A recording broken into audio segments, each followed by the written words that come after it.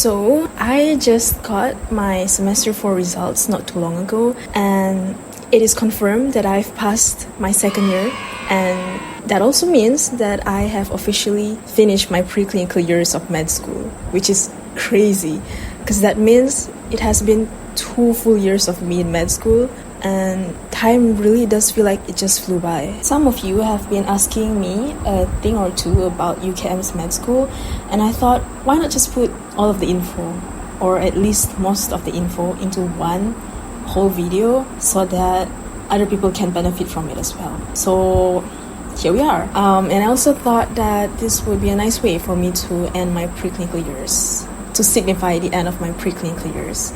And so I would like to share a few things about how the preclinical years of med school, years 1 and 2, were like for me. But do keep in mind though that the things that I will be sharing is based on my experience in UKM's med school, University Kebangsaan Malaysia. But some of the info might overlap with how things are in other med schools in Malaysia or other med schools in the world even. So if you're not going to UKM, if you're going to a different university, but you still want to listen in, then you are most welcome to be here.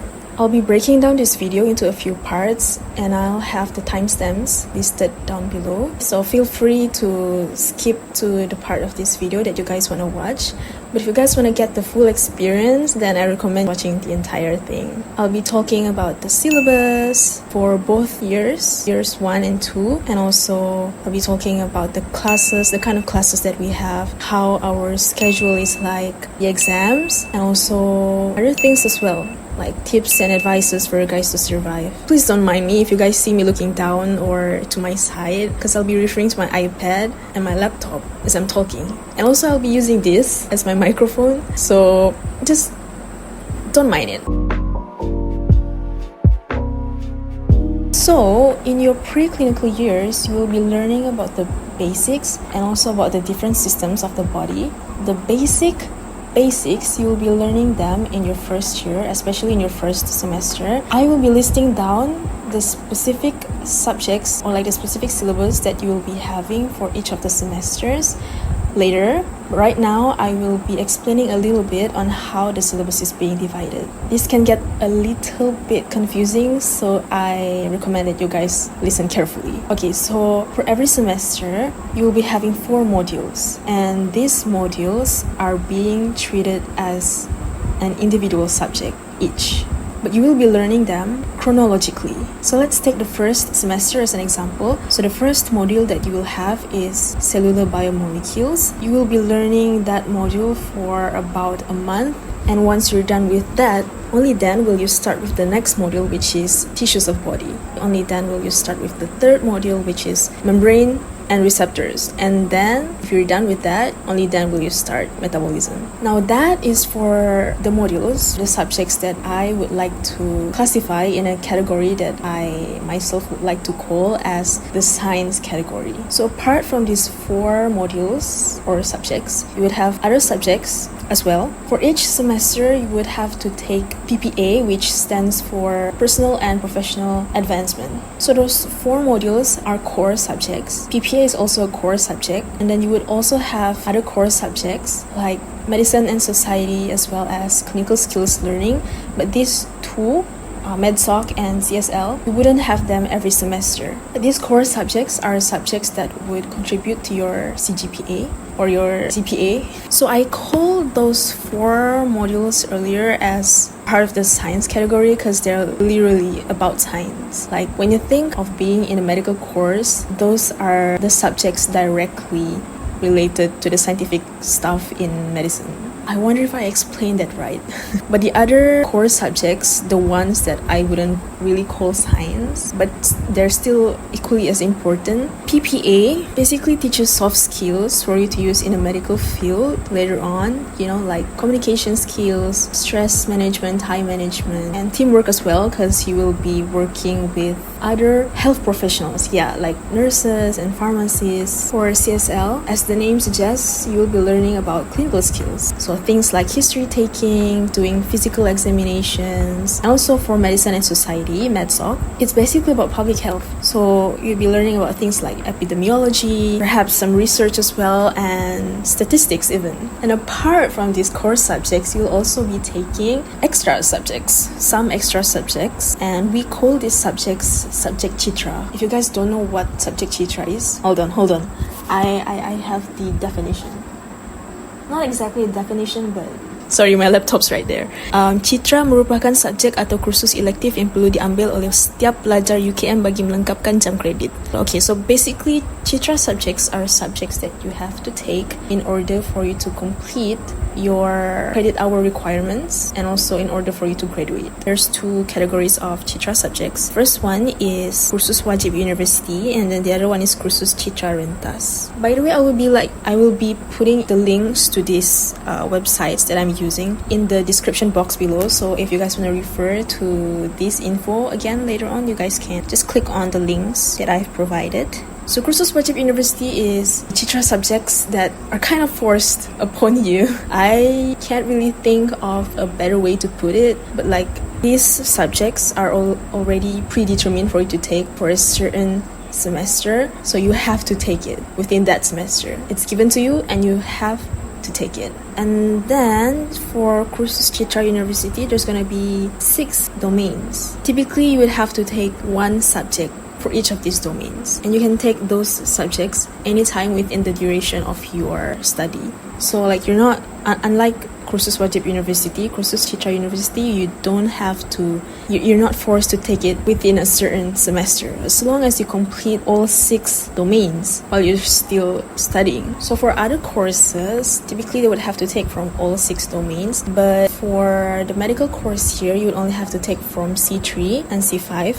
This is actually a recent thing, I think. Before this, the medical students, like the batches before us, had to take all 6 domains, I think. And it is only recent that they're being a little lenient on us, so they allowed us to only take 2. As I've said, you can take it anytime within your duration of study, but I recommend that you take them when you're still in your preclinical years, so that when you enter clinical years, you wouldn't have to worry about these things anymore. So apart from these Citra subjects, you'd also have to take English. So the way that you're being grouped is different according to your MUET band, or depends on your IELTS or TOEFL score. I don't know how is it being grouped, if it's according to IELTS or TOEFL. If it's according to MUET, those who got band 4 and 4.5 will be grouped into one group, and then those who got band 5 will be on their own. Citra subjects, they're not hard. It's just that they're kind of annoying because there's a lot of assignments on top of the things that you have to study for the main part of the medical course. And they're annoying because they don't even contribute to your CGPA. And yet you have to take them if you want to pass and graduate. Alright, so I will be showing you the syllabus now. Why is my laptop so far? Okay. Your first semester, I've mentioned this before, you would have cellular biomolecules first, and then you would have tissues of the body, membrane and structures, metabolism, and then we also have GPA and English. And then for the second semester, we have human genetics, infections, and immunity, mechanisms of diseases, and musculoskeletal system. So that's your very first system that you will be learning. And then you would also have clinical sciences, medicine and society, PPA again, and then English once again. Asas keusahawanan dan inovasi. That is something to do with entrepreneurship. I know, you're studying medicine and business at the same time. On to your second year. Your third semester, you will have blood and lymph, the cardiovascular system, the respiratory system, and the urinary system. And then clinical science, PPA as usual, medicine and society, and penghayatan etika dan peradaban. And for this one, for this semester, I personally took volunteering for my C5. Alright, so your very last semester for preclinicals, not for med school. Gastrointestinal and hepatobiliary system, and then there's the endocrine system, neuroscience and reproductive system. And then there's clinical science, PPA, English, falsafah dan isu semasa. Extra Citra I took for C3 is hak asasi manusia. Okay, so that's that. That's the syllabus, the specific subjects that you'll be taking for each of the semesters. As you can see, I did mention that you guys will be learning about the different systems of the body in your preclinical years, but as you can see, you will only pretty much do so when you're in your second year. You'll only be learning one system in your first year, and then the rest of the systems you'll be learning them in the second year. And truthfully, I feel like things were more organized in the second year, because it is only in the second year that I feel like things are more like the way they're being categorized. They just seem more clear and distinguishable to me. Like for each of the modules or each of the systems, you can clearly tell what the basic medical sciences are. Each of the systems you will be learning about anatomy, you will be learning about physiology, pathology, microbiology, parasitology, pharmacology. It's very easy for you to see which topics belong to which basic medical sciences. It might have been this way in the first year as well. It's just that I was probably a little too late to realize. For some reason, the organization just wasn't as clear in my first year, at least to me. You guys will be given study guides before the start of each of your semester. Let me just talk a bit on the study guide. So in the study guide, you will have your learning objectives, the topics that you'll be learning, and then even the percentage or the weightage of your things, like your exam, and also your PBLs and stuff. And then you also have the resource materials listed in there. Okay, I think that was pretty lengthy about the syllabus. Alright, so the next part of this video. On to the next part, we'll be talking about the different classes that we have. We would have concept lectures, problem-based learning, small group discussions, meet the expert sessions, practicals, team-based learnings, as well as CSL postings.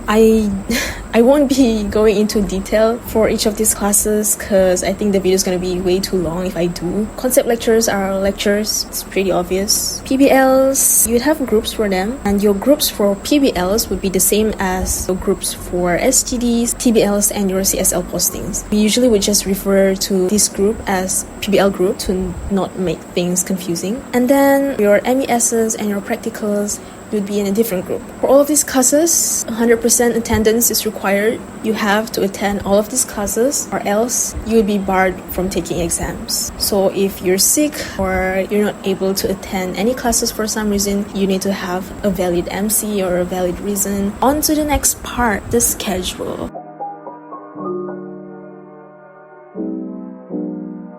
So typically, for other courses, when you register for your subjects, right, you would have a nice layout of what time slots your subjects would take in a week. Your schedule would pretty much be the same for the entire semester. You would have a nice one-page timetable that summarizes the classes that you're taking and, the time that you will have to be attending the classes. But for our course, it is not that way. Our schedule actually differs every single day, and they would actually provide you with a timetable that has the schedule for every single day within that specific semester. Let me just show you our schedule for our latest semester, which is semester 4. Let me just scroll down slowly. They literally provide you with what your schedule is going to be like for every single day within that semester. Then if you scroll down, you would realize that our total number of weeks is a lot more than other courses. Over here, if you include the remedial exam, you would have 27 weeks. But if you don't have to take any remedial exam, then your week would end at week 21. Although the number of weeks might differ depending on the semester that you're in, but typically there are 20 plus weeks. So you can't really relate when people complain about week 14 on TikTok or any other social media platforms out there. You guys know the week 14 thing. Yeah, I can't relate. Alright, so let's take week 3 as an example. So your day would typically range from 8 a.m. to 4 p.m. Usually your classes would start at 9. Sometimes it will start at 8 as well. There are classes that they claim to be from 2 to 5 p.m. but usually it would only take around 2 hours. So the latest your class would end would probably be at 4. Some of the classes though, especially for your CSL postings, the time can vary depending on the lecturer or the doctor that you have. Because for CSL posting, your facilitators or your doctors are actual physicians, meaning that they have to be at a hospital sometimes. A lot of times they are busy. Sometimes they would have to change your schedule for it to be postponed or for it to be done earlier. Basically for it to be done at a time that your doctor and at a time that you and your group mates are free. Also, some subjects are online. Your Chitra subjects, all of them actually will be online, except for entrepreneurship. I don't know why, but yeah, everything else is online for Chitra. Alright, now we are on to the part that probably most of you guys are most curious about, which is the exams. So we will be having two main exams. We have end of module exams and end of semester exams. End of module, short form EOM, as the name suggests, is at the end of every module. And here's the thing, each module would take around a month to complete, so that's usually 4 weeks. Sometimes it would end earlier, perhaps it would take around 3 weeks, and some modules would also take 5 weeks, or like longer than those 4 weeks basically. In general, each module would take around 1 month. And since you would have an exam at the end of each of these modules, that also means that you'll be having an exam every single month. And then the second kind of exam is end of semester, which as the name suggests is at the end of your semester, and this is what we typically would refer to as finals. So for EOS, you would only have 1 week of study week, and then your finals would start and you would have back-to-back papers. First week would be for your theory papers. So if you have 5 theory papers, you'll be having papers for all 5 weekdays within that week: Monday, Tuesday, Wednesday, Thursday, Friday. And then you would have the weekend off, and then you'll continue again the next week with your OSCE and your OSP. So OSCE, which stands for Objective Structured Clinical Examination, I think is for your PPA. Only in the 4th semester will you have OSCE for CSL. And for OSP is Objective Structured Practical Examination, which is for those 4 science modules that I mentioned earlier. For your finals, if you could get through that first week of those theory papers, once you're done with your last theory paper, a huge portion of your burden will be lifted, because you won't have to prepare as much for your OSCEs and OSPs. I mean, you still have to prepare for it, but it's a lot less stressful, I would say. Your end of module, your EOM, you cannot resit the grades that you got. You can't change them. For EOS, you can resit. They will be giving you a remedial exam at the end of the semester, like at the very last weeks, like in the schedule that I've shown you. So the way your marks are being weighed, so this is okay. Let's go back to the study guide. So for your summative assessment, which is basically your finals, your EOS, okay, it's 70% of your entire mark, but under that 70%, 90% of it is from your theory papers, which is why that 1 week of theory papers is such a huge burden. And your OSP only contributes 10% to that 70%, which is why the second week is a lot less stressful. But in total, your finals would contribute 70% to your entire marks. And then for continuous assessment, your EOM would contribute 20%, and then that's 90%, right? So 90% of your marks are based on your exams. 20% EOM, 70% EOS. Now what happens to the remaining 10%? That will be based on your PBLs, which is why PBLs are important as well. We don't really have to worry much about PBLs as long as you contribute enough, you actually contribute something, you actually talk, contribute to the discussion, contribute your ideas and stuff. You will be getting good marks.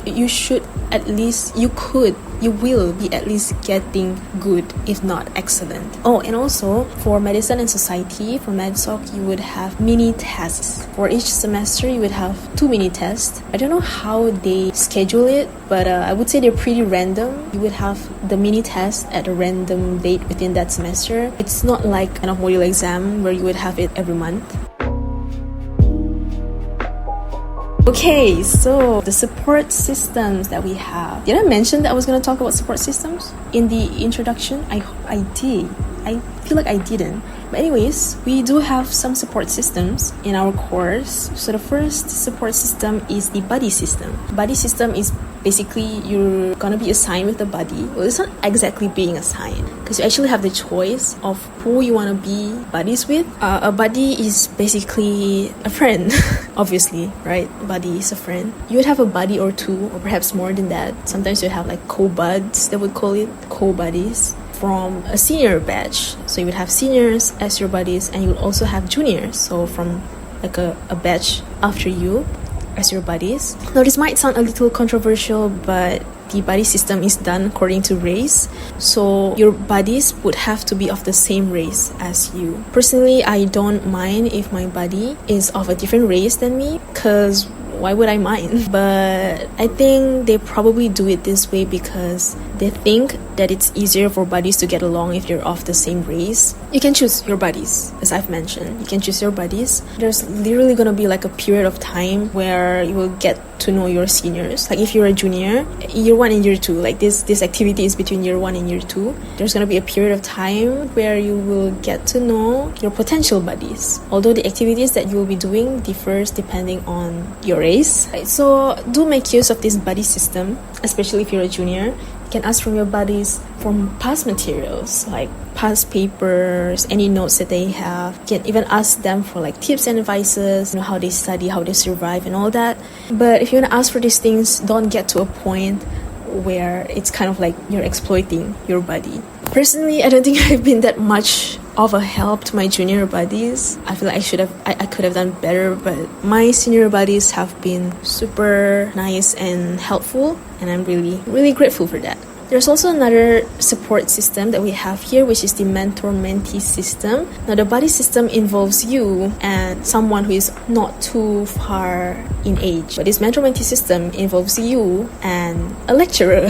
So there's a huge age gap over there. We'll be doing this in groups. Your PBL group, you will be divided into 2. So one group would be with a lecturer of their choice, and then the other group would be with a different lecturer of their choice. You can share problems with these lecturers if you want. And then you will have at least one meeting per sem with your mentor and also your fellow mentee mates with the other mentees. We have this meeting to like catch up on your progress and stuff. They will be asking, your mentor will be asking your stuff like how's your result, like if you have any problem financially and stuff like that. Pretty serious things in my opinion. Some people might not feel comfortable with their batchmates, so they seek comfort from lecturers. Personally, I prefer the buddy system because I don't exactly want to be sharing my problems with my lecturers, but I don't even share my problems with anyone in general, so like it doesn't really matter.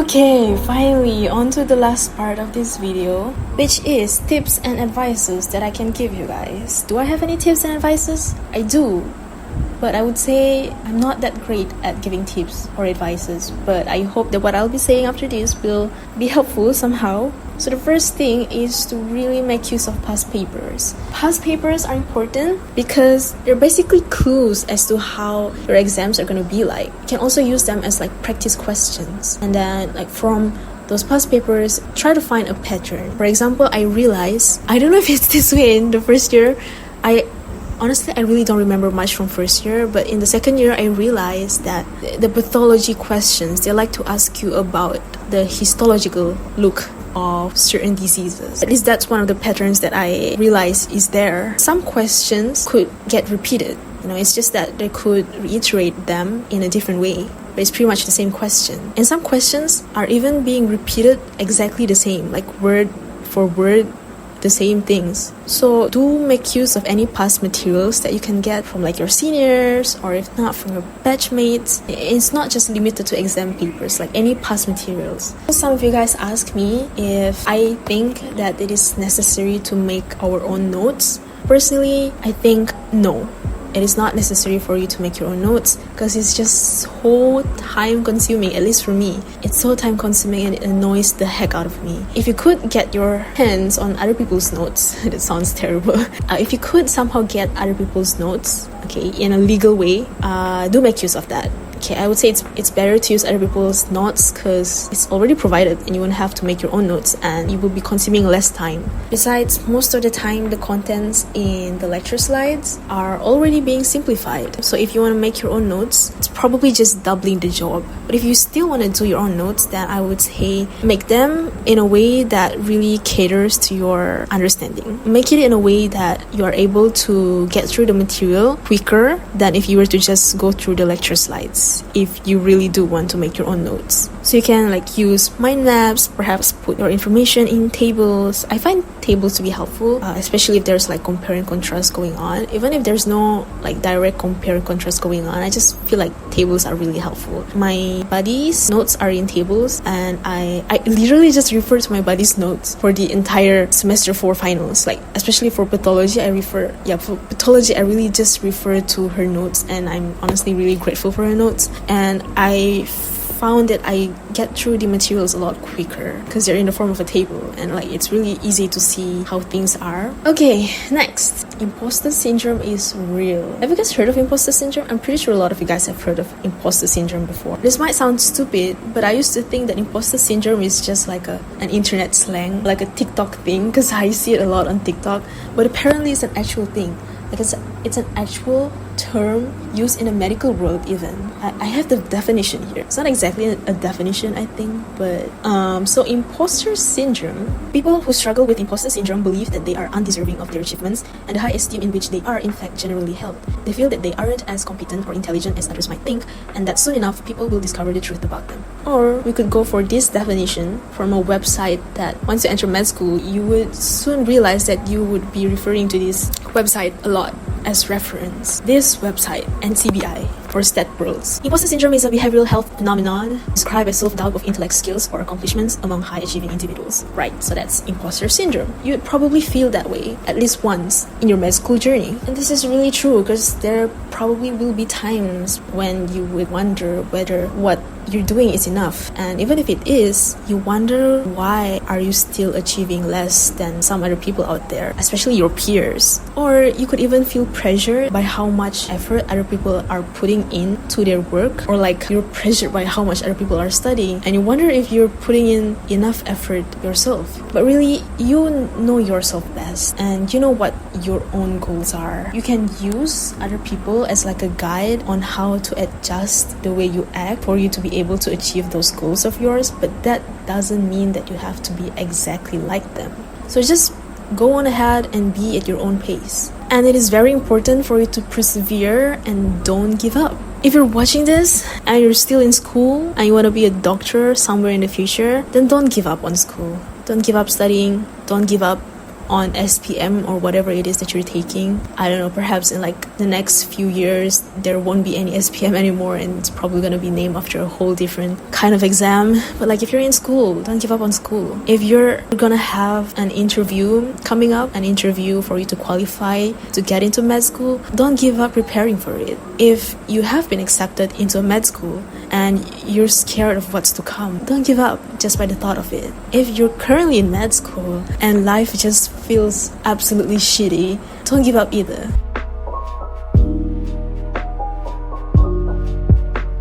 I feel like that might have went a little too cringy there, but anyways, we are done. We're done with the content of today's video. This is where the video ends. I don't really have anything much left to say. I truly do hope that what I've said in this video was helpful for you guys somehow. I'm aware that what I covered in this video was mostly academic stuff, so if you're interested in non-academic stuff about our faculty, like the facilities and stuff like that, then you can check out my other video, my campus tour video. Although I titled the video as rather extensive, I think it wasn't really complete, so I might have like an updated campus tour somewhere in the future. I'll have the video link down below, or you can like click on the card, the white card here.